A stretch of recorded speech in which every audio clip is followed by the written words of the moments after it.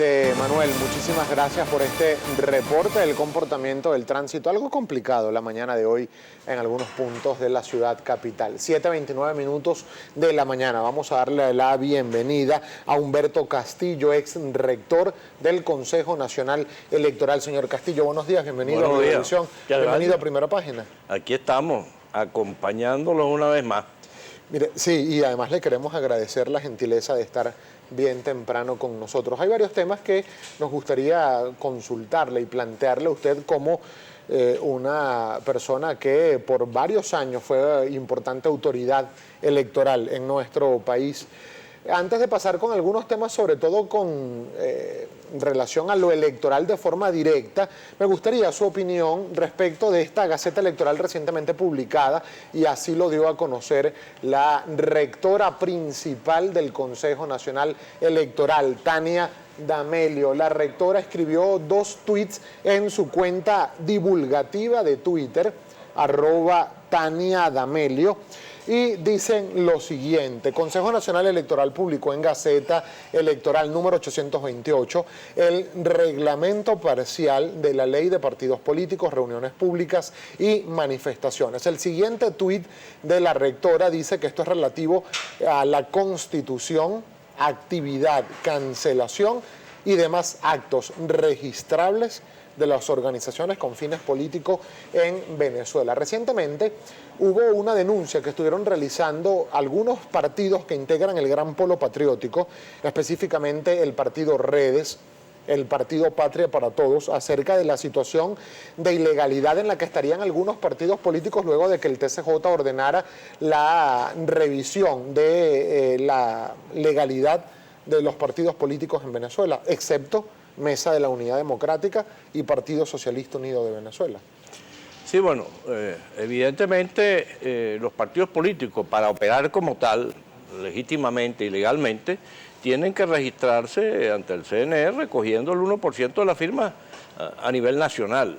Partido que haya sacado un porcentaje, creo que por debajo del 1% de la votación en la elección anterior a la legitimación como partido, tiene que volver a recoger firma y legitimarse de nuevo ante el CNE. Es decir, prácticamente constituirse nuevamente como partido. No constituirse como partido, legitimarse ante el CNE, claro, como partido para operar como tal. Pues puede operar como otro tipo de organización, pero para participar en procesos electorales tiene que cumplir con esos requisitos. Claro, hay organizaciones con fines políticos que inclusive por distintas circunstancias no participan en los procesos electorales, y eso implica que al no tener el mínimo porcentaje para haber sido legitimado por el voto popular, tienen que volver a registrar. Ahora, esta situación, señor Castillo, ¿podría retrasar algún evento electoral en Venezuela? ¿O no tiene nada que ver con los cronogramas electorales del país? No necesariamente tenga que ver con los cronogramas. Lo que puede es dificultarle a alguna organización con fines políticos participar en un proceso electoral. Ahora, ¿por qué cree usted que este año se debieron realizar elecciones para renovar autoridades regionales, es decir, gobernadores, consejos legislativos regionales?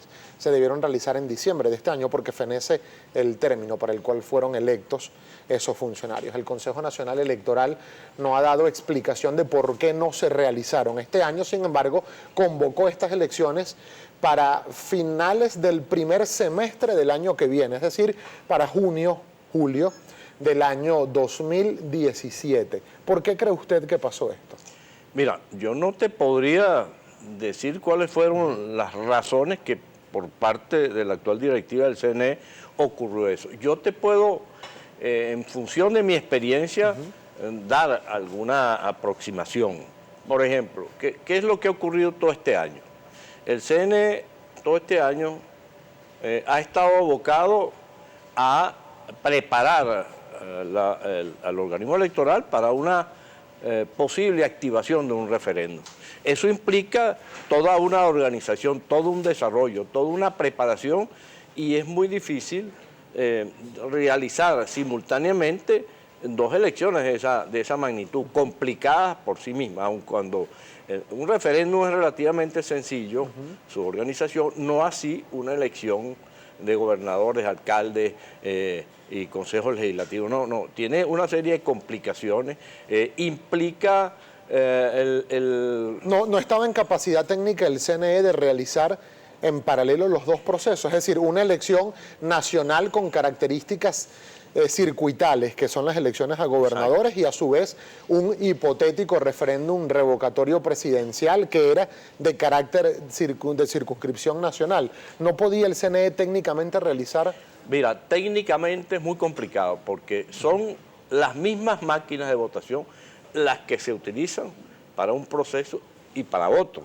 Pero la preparación de esas máquinas, digamos, implica la elaboración de una plataforma totalmente distinta, con una plantilla de candidatos totalmente distintos, o dos tipos de elecciones totalmente distintos. Entonces, bueno, en tal caso sería una pregunta primero y luego la elección de candidatos, ¿no? En caso de que se hubiesen realizado las dos cosas. Claro, una pregunta primero y luego la elección de candidatos, pero son las mismas máquinas las que se utilizan. Eso implica, fíjate, desplazar el proceso de desplazamiento de las máquinas a todo el país es un proceso complicado, logístico, que implica mucha organización, muchos recursos, inclusive el CNE por sus propios recursos no tiene cómo hacerlo, lo hace conjuntamente con el Plan República. Claro, pero en ese escenario hipotético, y nos gustaría quizá para entender qué pudo haber privado o no en esta decisión, ya analizándolo en frío, luego de los anuncios oficiales hechos por autoridades electorales, en varias oportunidades se han hecho, por ejemplo, en la última elección de la Asamblea Nacional, habían dos tarjetones, uno en el cual se elegía, por ejemplo, el Parlamento Latinoamericano, que era una circunscripción nacional, y luego las elecciones circuitales de cada diputado. En una sola pantalla estaba, solo que habían dos tarjetones nada más, la gente elegía en dos tarjetones. ¿Por qué no se pudo quizás intentar hacer lo mismo en un tarjetón, una pregunta del referéndum revocatorio y en otra sencillamente la elección de los candidatos? Digo, la distribución de las máquinas iba a ser la misma para ambas elecciones. Lo que pasa es que son dos procesos distintos, digamos, mezclar dos procesos que las leyes electorales y la propia Constitución lo trata, lo aborda como dos tipos de elecciones. Una, claro, la gente vota, pero es lo que se entiende como un referéndum revocatorio. Lo otro es una elección establecida constitucionalmente y cada cierto periodo. Ahora, se ha dicho, por ejemplo, que quizá la decisión de postergar para el año que viene las elecciones a gobernadores se debía a esta posible realización o no del referéndum revocatorio. Sin embargo, señor Castillo, autoridades electorales constantemente han dicho que nunca estuvo activado el referéndum revocatorio presidencial. Solo estaba en una fase previa de autenticación de la organización política, en este caso partido Mesa de la Unidad Democrática, que estaba en la fase de la recolección del 1%. Los sectores de oposición no fue hasta los meses de abril que activaron de forma oficial las solicitudes para este referéndum revocatorio. ¿Por qué cree usted, sabiendo que no es en este momento autoridad electoral, por qué cree usted que entre los meses de enero y abril no se adelantó nada para la elección regional, siendo que, de acuerdo al texto constitucional, este año correspondía realizarse? Bueno, no te sé decir exactamente si no venía trabajando el CNE en función de una elección que está establecida en la Constitución para realizarse este año. De manera que el problema es que, como está, en mi opinión, pues como estaba pendiente la activación de ese referéndum, yo creo que al final cualquier intento o cualquier atisbo de organización en la dirección de las elecciones a gobernadores se paralizó, si se inició en algún momento. Pero fíjate, ¿cuál es la práctica habitual del CNE cuando en algún año determinado tiene una elección establecida constitucionalmente?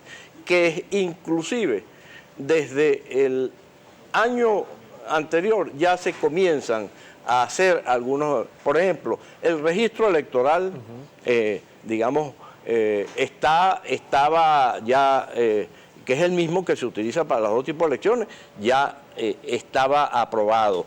Pero solo se van haciendo cortes de acuerdo. Se van haciendo cortes de acuerdo al cronograma. Pero yo no podría decir que no, en ningún momento estuvo la organización del CNE abocada a esas elecciones. Ahora fíjate, eso... Es decir, perdón, para entender, lo que usted nos estaría quizá intentando decir, señor Castillo, es que no estuvo realmente previsto en actividades del Consejo Nacional Electoral realizar elecciones a gobernadores este año 2016. No. Lo que yo estoy diciendo es que no tengo la certeza que a inicios del año el CNE no hubiese comenzado a dar los primeros pasos para una eventual elección que debía realizarse. Nosotros tenemos que hacer una breve pausa, señor Castillo, pero para el regreso, además de participar, de recibir la participación de la audiencia a través de nuestra cuenta en Twitter, ¿qué cree usted pueda pasar con esta elección que podría repetirse o no en el estado Amazonas? Además está a la espera de lo que pueda decidir el Consejo Nacional Electoral y también el máximo tribunal de la República, y además siendo este, que se ha dicho en varias oportunidades, el sistema electoral más transparente, seguro y confiable. Así lo han dicho tanto voceros del gobierno como voceros del propio CNE. ¿Qué fue lo que pasó en el estado Amazonas? Me gustaría, por favor, su apreciación respecto de este caso al regreso de la pausa. Ya venimos con mucho más de Primera Página.